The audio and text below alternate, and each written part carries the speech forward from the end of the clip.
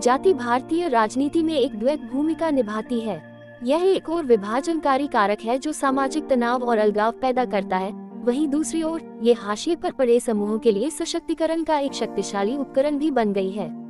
समाजशास्त्री रजनी कोठारी ने इस प्रक्रिया को जाति का राजनीतिकरण कहा, जहां राजनीति ने जाति को प्रभावित किया और जाति ने राजनीति को विभाजनकारी कारक के रूप में जाति भारतीय राजनीति में निम्नलिखित कारणों से विभाजन और संघर्ष को जन्म देती है। वोट बैंक की राजनीति। राजनीतिक दल चुनाव जीतने के लिए जातियों को ठोस vote block, solid voting block के रूप में देखते हैं। वे जातिगत समीकरणों के आधार पर टिकट वितरित करते हैं और विशिष्ट जाति समूहों को आकर्षित करने वाली नीतियां बनाते हैं। विभाजन। ये दृष्टिकोण जातिगत पहचान को राष्ट्रीय पहचान से ऊपर रखता है, जिससे विभिन्न जाति समूहों के बीच एक दूसरे से अधिक लाभ लेने की प्रतिस्पर्धा बढ़ती है, जो सामाजिक समरसता को भंग करती है।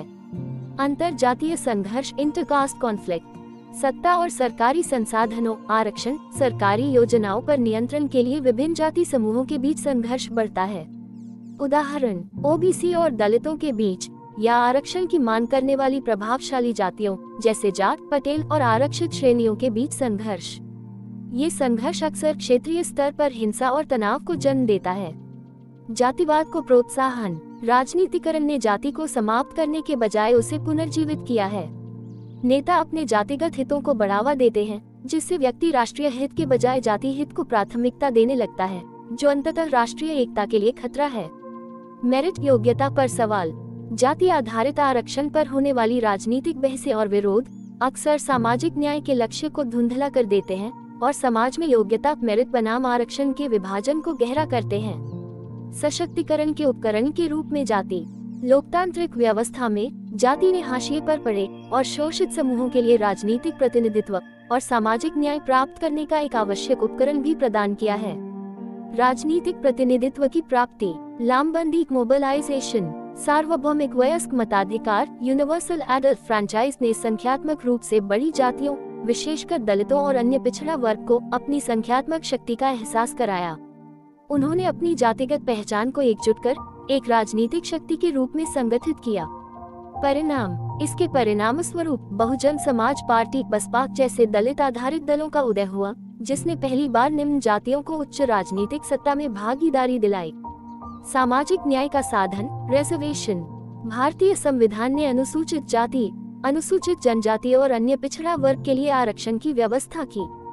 यह एक ऐसा तंत्र है जो ऐतिहासिक अन्याय को दूर करने और इन समूहों को शिक्षा, रोजगार और विधायिका में आनुपातिक प्रतिनिधित्व सुनिश्चित करने के लिए जाति को एक इकाई के रूप में उपयोग करता है।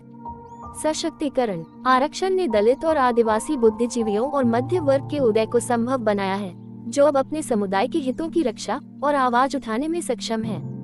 हित समूह का निर्माण। जातिगत समूह अपनी विशिष्ट सामाजिक और आर्थिक समस्याओं को हल करने के लिए दबाव समूह के रूप में कार्य करते हैं। वे सरकारों पर शिक्षा सुविधाओं, भूमि सुधार और कल्याणकारी योजनाओं की मांग के लिए दबाव डालते हैं। यह उन्हें निर्णय लेने की प्रक्रिया में भागीदार बनाता है। क्षैतिज गतिशीलता, हॉरिजॉन्टल मोबिलिटी। जाति के राजनीतिकरण ने जातियों की पारंपरिक ऊर्ध्वाधर कठोरता को कमजोर किया है। जातियों के बीच आपसी सौदेबाजी और गठजोड़, गठबंधन की राजनीति ने जातियों को उनके पारंपरिक अनुष्ठानिक पदानुक्रम से बाहर निकालकर धर्मनिरपेक्ष राजनीति का अखाड़े में ला खड़ा किया है। निष्कर्ष। जाति भारतीय राजनीति में एक विरोधाभासी वास्तविकता है। यह एक तलवार की तरह है, जिसका उपयोग शोषक समूह विभाजन पैदा करने के लिए करते हैं, वहीं शोषित समूह इसे अपने अधिकारों और सम्मान के लिए लड़ने हेतु सशक्तिकरण के उपकरण के रूप में उपयोग करते हैं। वास्तव में भारतीय राजनीति में जाति स्वयं नहीं बदलती, बल्कि राजनीति जाति को बदल देती है।